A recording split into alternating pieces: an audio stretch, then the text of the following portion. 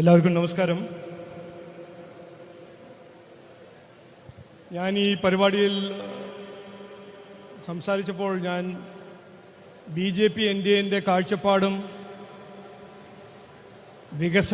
വികസിത കേരളം എന്നൊരു കാഴ്ചപ്പാടിന് വേണ്ടി ഞങ്ങൾ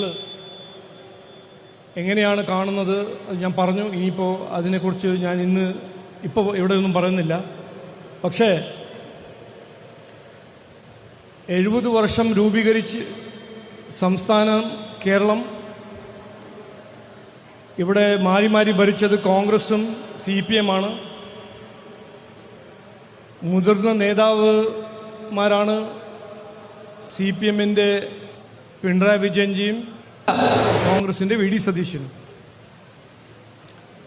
അപ്പോൾ ഞാൻ പാർട്ടി തീരുമാനിച്ചു, ഞങ്ങളിങ്ങനെ വികസനത്തിനെ കുറിച്ച് പറയുമ്പോൾ ഇവരെന്തുകൊണ്ട് വികസനത്തെക്കുറിച്ച് ചർച്ച ചെയ്യാൻ തയ്യാറല്ല CPM ഉം കോൺഗ്രസും?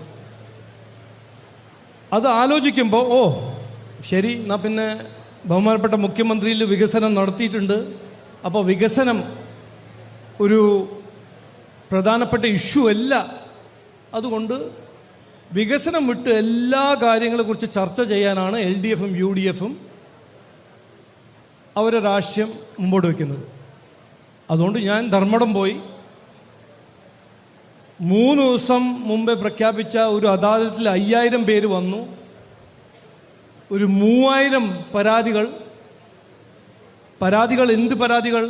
കുടിവെള്ളം, വീട്, തൊഴിൽ, മാലിന്യം, ഡ്രെയിനേജ്, എല്ലാം ബേസിക് ഇഷ്യൂസ്. ജനങ്ങൾക്ക് ജീവിക്കാൻ, കുടുംബങ്ങൾക്ക് ബേസിക് ഇഷ്യൂസ് പരിഹരിക്കാണ്ട്, കൊല്ലായിട്ട് പരിഹരിക്കാണ്ട് അങ്ങനെ തന്നെ നിൽക്കുന്നു. അപ്പോൾ ഞാൻ CPM ഒന്നും ചെയ്യുന്നില്ല. കോൺഗ്രസിന്റെ മുതിർന്ന നേതാവ് VD സതീശന്റെ അസംബ്ലി കോൺസ്റ്റിറ്റ്യുവൻസി പോയി നമുക്ക് കാണണം എന്താണ് അവിടെ നടക്കുന്നത്. 25 കൊല്ലമായ ഒരു MLA എൻ്റെ കോൺസ്റ്റിറ്റ്യുവൻസിയിൽ ഇന്ന് എന്താ ഞാൻ കേൾക്കുന്നതും കാണുന്നത്? 4000 ചില്ലറ ജനങ്ങൾ വരുന്നു അദാലത്തിൽ, ആനുകൂല്യങ്ങളൊന്നും കിട്ടുന്നില്ല. ഞാൻ ഒരു ഉദാഹരണമായിട്ട് കാണിച്ചു തരികയാണ്. 11 കൊല്ലമായിട്ട് ഒരു പാലം പ്രോജക്റ്റ് തുടങ്ങിയിട്ട് 11 കൊല്ലം മുമ്പേ തുടങ്ങിയ ഒരു പാലം ഇന്നും കംപ്ലീറ്റ് ആയിട്ടില്ല. 8 കൊല്ലം മുമ്പേ തുടങ്ങിയ പാലം കംപ്ലീറ്റ് ആയിട്ടില്ല. 25 കൊല്ലം മുമ്പേ റോഡ് ഒരു ജംഗ്ഷൻ ആധുനികരണത്തിൻ്റെ പ്രൊപ്പോസൽ വെച്ചത് നടന്നിട്ടില്ല. കുടിവെള്ളം, ഇന്ന് കിട്ടിയ പരാതികൾ എത്രയോ ജനങ്ങൾ വന്ന് വീട്ടിൽ കുടിവെള്ള പ്രശ്നങ്ങളെ കുറിച്ച് പറയുന്നു. അപ്പോൾ ഞാൻ പറയാൻ ആഗ്രഹിക്കുന്നത്, ഇനി വരാൻ പോകുന്ന ഒരു 30-35 ദിവസത്തിൽ ഒരു ഇലക്ഷൻ വരാൻ പോകുന്നുണ്ട്. ഇതൊരു അവസരമാണ്. ഈ 70 കൊല്ലം നടത്തിയ ഒരു വിവാദ രാഷ്ട്രീയം, വികസനമില്ലാത്ത രാഷ്ട്രീയം, തൊഴിലില്ലാത്ത രാഷ്ട്രീയം, ഇന്ന് ഒന്നും ചെയ്യാണ്ട് ഇന്ന് അവർ രാഷ്ട്രീയം ചെയ്യുന്നത് ജമാഅത്തെ ഇസ്ലാമിന്റെ ഒപ്പം രണ്ടുപേരും LDF ഉം UDF ഉം. അതുകൊണ്ടാണ് ഞങ്ങൾ ഇപ്പോൾ പറയുന്നത്, LDF ഉം UDF ഉം രണ്ടല്ല, ഒന്നാണ്. ഏത് ക്രൈറ്റീരിയ എടുത്ത് നോക്കിയാലും വികസനമാണോ, വികസനമില്ലായ്മയാണോ, അഴിമതിയാണോ, ശബരിമല കൊള്ളയാണോ, ജമാഅത്തെ ഇസ്ലാമിന്റെ ഒപ്പം രാഷ്ട്രീയം ചെയ്യുന്നവരാണോ, വിവാദ രാഷ്ട്രീയമാണോ, ഇത് ഏത് ഇഷ്യൂ എടുത്താലും ഈ രണ്ടുപേര് UDF ഉം LDF ഉം ഒന്നാണ്, ഒരു വ്യത്യാസവുമില്ല. അപ്പോൾ ഈ ഇലക്ഷൻ ഒരു മാറ്റത്തിന്റെ ഇലക്ഷനായിട്ട് കാണണം. ജനങ്ങളുടെ ഒരു ജന്മാവകാശമായ വികസനത്തിന് വേണ്ടി കാണണം. എന്നിട്ട് ഞാൻ ഇന്ന് എല്ലാ സത്യസന്ധയോട് പറയണം, ഞാൻ വലിയ പണ്ഡിതൻ അങ്ങനെയൊന്നല്ല. ഓരോരോ പ്രശ്നങ്ങൾ കാണുമ്പോൾ ഇതെല്ലാം ഒരു ഒരു ഒരു ആത്മാർത്ഥമായി അധ്വാനിക്കുന്ന ഒരു കമ്മിറ്റ്മെന്റ് ഉള്ള ഒരു MLA ആണെങ്കിൽ ഇതെല്ലാം ചെയ്തു കൊടുക്കുന്ന സാധ്യങ്ങളാണ്. പക്ഷെ ചെയ്യുന്നില്ല. അത് ഒരു കൊല്ലാണോ? അല്ല, 10-15 കൊല്ലമായിട്ട് ഒന്നും ചെയ്യാത്ത MLA. ഞങ്ങൾ കാണുന്നത് രാഷ്ട്രീയം ജനങ്ങളെ സേവിക്കാൻ, ജനങ്ങളുടെ പ്രശ്നങ്ങൾ പരിഹരിക്കാൻ, പോളിറ്റിക്സ് ഓഫ് പെർഫോമൻസ് ആയിട്ട് കാണുന്നു. അപ്പോൾ BJP NDA ഒരു വശത്തും CPM കോൺഗ്രസും മറുവശത്തും വ്യത്യാസം എന്താണെന്ന് ചോദിച്ചാൽ ഞാൻ ഏറെ റെസ്പോൺസിബിലിറ്റി പറയാൻ ആഗ്രഹിക്കുന്നത്, ഞങ്ങൾ വിശ്വസിക്കുന്നത് പോളിറ്റിക്സ് ഓഫ് പെർഫോമൻസും പറയുന്നത് ചെയ്യുന്ന രാഷ്ട്രീയമാണ് ഞങ്ങൾ വിശ്വസിക്കുന്നത്. പക്ഷേ കൊല്ലായി പതിറ്റാണ്ടായിട്ട് ഈ CPM കോൺഗ്രസ് ചെയ്യുന്ന ഒരു രാഷ്ട്രീയത്തിൽ മാറ്റം കൊണ്ടുവരണം, ജനങ്ങൾ കൊണ്ടുവരണം എന്നാണ് ഞങ്ങളുടെ ഒരു അഭ്യർത്ഥന. ഇത് മാത്രമേ പറയാനുള്ളൂ.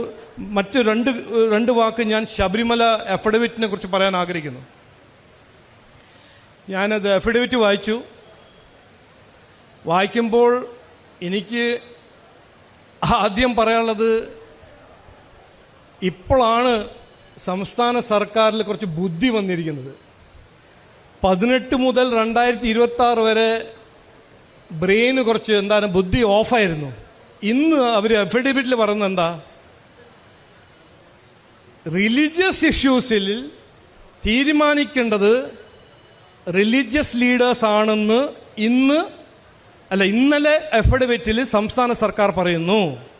പിന്നെ എന്തിനാണ് സംസ്ഥാന സർക്കാർ 2018 ഈ സർക്കസും കസരത്ത് ചെയ്ത് ഈ ഉപദ്രവം ദ്രോഹിച്ചത്? എന്തിനാണ്? 3000 പേരെതിരെ കേസ് എന്തിന് ഫയൽ ചെയ്തു? ആയിരക്കണക്കിന് ജയിലിൽ എന്തിനയച്ചു? എന്തുകൊണ്ട് പിന്നെ തന്ത്രിന്റെ രാജിവെക്കണമെന്ന് പറഞ്ഞു? അപ്പോൾ ഈ ബുദ്ധി ഇന്ന് വരുമ്പോൾ ചോദിക്കേണ്ട ചോദ്യം, ഇത് ഇലക്ഷന് വേണ്ടിയിട്ടാണോ ഈ യു ടേൺ? ജനങ്ങളെ വിഡ്ഢിയാക്കാനാണോ ഈ യു ടേൺ? അത് എന്ത് കാരണവശാലാണെങ്കിലും ഇന്ന് മറ്റൊരു കാര്യം സംസ്ഥാന സർക്കാർ ചെയ്യേണ്ടത്, കേസ് പിൻവലിക്കണം, മാപ്പ് ചോദിക്കണം. ഞങ്ങൾ ക്ലിഫ് ഹൗസിന് മുമ്പ് അയ്യപ്പ ജ്യോതി പ്രോഗ്രാമിൽ പറഞ്ഞ 3 ഡിമാൻഡാണ്. ശബരിമല കൊള്ള CBI അന്വേഷിക്കണം, കേസ് പിൻവലിക്കണം, മാപ്പ് ചോദിക്കണം. ഇതാണ് സത്യസന്ധതയോട് ഇപ്പോൾ അവർക്കൊരു ബുദ്ധി കിട്ടിയിട്ടുണ്ട് എന്ന് നമ്മളെല്ലാവരും വിശ്വസിപ്പിക്കാനാണെങ്കിൽ ഇത് ചെയ്യണം സംസ്ഥാന സർക്കാർ. അതിനൊപ്പം കോൺഗ്രസും അത് ചെയ്യണം എന്നാണ് ഞങ്ങളുടെ ഒരു അഭ്യർത്ഥന, ഞങ്ങളുടെ ഒരു റിക്വസ്റ്റ്. Thank you.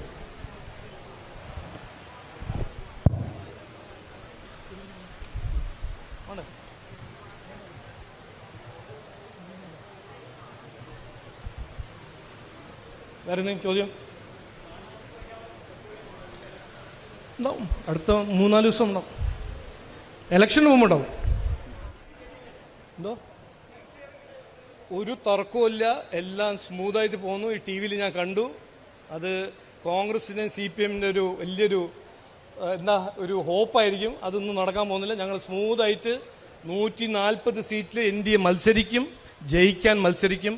അതിൽ ഒരു സംശയം ഉണ്ടാകാൻ പാടില്ല. കോൺഗ്രസിനുണ്ടാകാൻ പാടില്ല, CPMനുണ്ടാകാൻ പാടില്ല. ഓക്കെ, എന്താ അത്?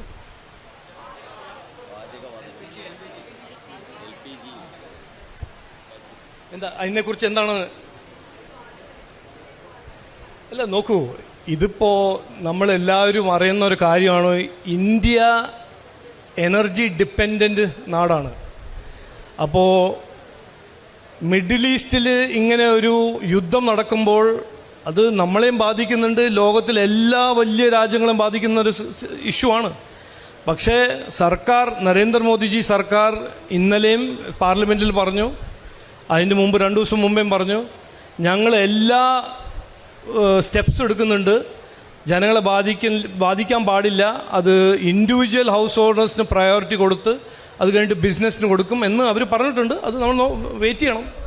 പക്ഷേ ഒരു മിഡിൽ ഈസ്റ്റിൽ നിന്ന് നടക്കുന്ന ഇഷ്യൂ ഒരു നിസ്സാര ഇഷ്യൂ എന്നല്ല. ഇത് എല്ലാവരെയും ബാധിക്കുന്നുണ്ട്. ഇന്ത്യ മാത്രമല്ല, യൂറോപ്പിനെയും ബാധിക്കുന്നുണ്ട്, അത് അമേരിക്കനെയും ബാധിക്കുന്നുണ്ട്, സൗത്ത് ഈസ്റ്റ് ഏഷ്യനെ ബാധിക്കുന്നുണ്ട്.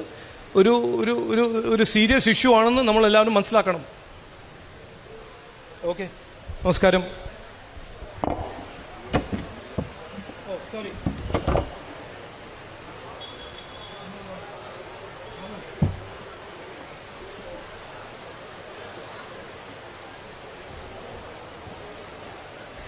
ഞങ്ങളുടെ ക്യാമ്പയിന്, ഞങ്ങൾ തുടങ്ങിയ ഇലക്ഷൻ ക്യാമ്പയിൻ്റെ ഒരു പ്രധാനപ്പെട്ട ക്യാമ്പയിനായിരുന്നു ഈ മതിയായി MLA. അപ്പോൾ ധർമ്മടത്തിൽ പോയപ്പോൾ അത് വെച്ചപ്പോൾ എല്ലാവരും പറഞ്ഞു അത് കറക്റ്റാണ്, മതിയായി MLA. അപ്പോൾ പരവൂരിലിപ്പോൾ ജനങ്ങൾ പറഞ്ഞത് ഇതന്നെയാണ്, മതിയായി ഈ MLA.